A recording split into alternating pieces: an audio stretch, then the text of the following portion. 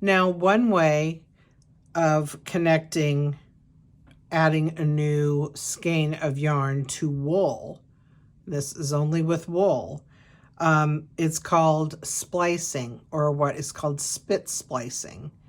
We're not going to use spit, don't worry, but that's how it originated. So with wool, the fiber is different. So you can do the method I showed you before, how you lay it over each other and then knit them together, but you don't need to do that with these. You can make it into one continuous strand. So as I had mentioned in a previous video, acrylic, you cannot do this, but with wool, you can break it. So we're going to pretend that we're going to splice these two ends together, or I'll do it with this end, the one I just broke. Where is it? So the way we're going to do this, we are going to break these fibers up. And so you can tell there's different strands. There's 3 strands in this. And we're going to do the same on this end. Go up, I don't know, a little more than 1 inch. Go up a little ways on both of them.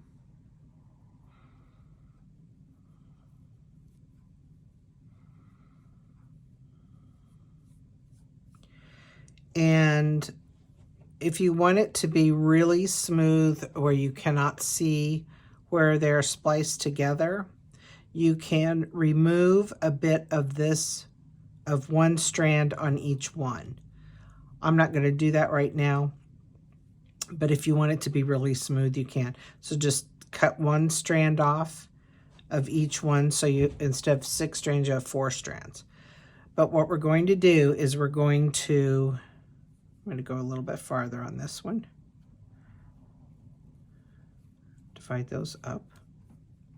We're going to get it wet, because if you ever had a wool sweater and you've put it in the washing machine and it came back felted, this is basically what we're doing here. So we're going to put those 2 ends together, overlap them,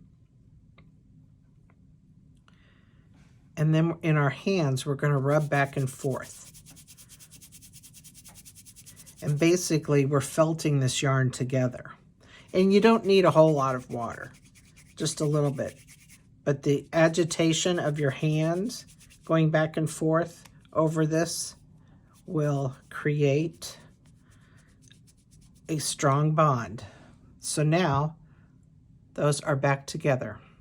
So that's how you can attach 2 skeins of wool yarn together.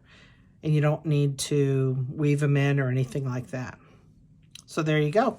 But again, that only works with wool yarn.